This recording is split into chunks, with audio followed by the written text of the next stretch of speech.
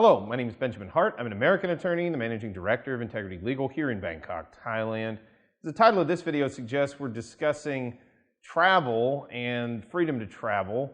And I'm making this sort of over the backdrop of what I've seen described throughout sort of the ether that is the internet as this sort of almost fear porn, for lack of a better term, related to this so-called monkeypox.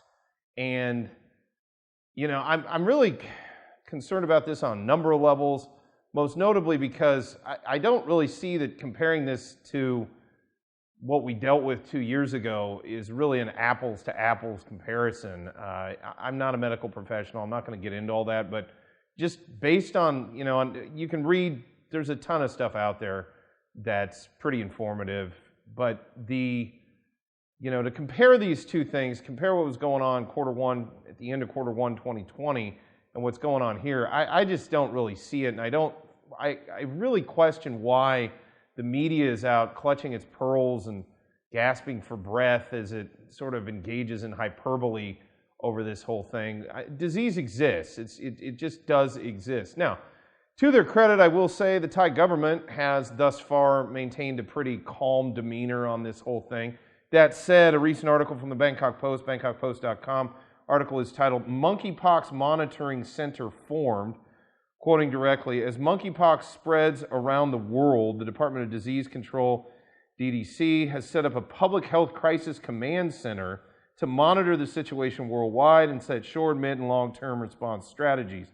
Dr. Opat Khan Kawinpong, DDC Director General, said on Sunday that the center was established in response to widespread interest in the spread of monkeypox. I would really love to know where this widespread interest came from, okay?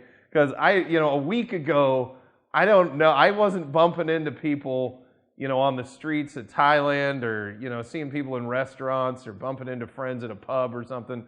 I wasn't seeing anybody say, "Hey, I'm very interested in monkeypox." I don't know. I'd really love to know where that came from. Quoting further, especially reports of cases in the United Kingdom. Again, from what I've read, it's my understanding this has existed for quite some time. There are treatments associated with it. Yes, it's not an unserious disease, but it's not something that's coming out of nowhere. It's not something, again, what happened in the first quarter of 2020, I would argue it was unprecedented insofar as we saw it coming.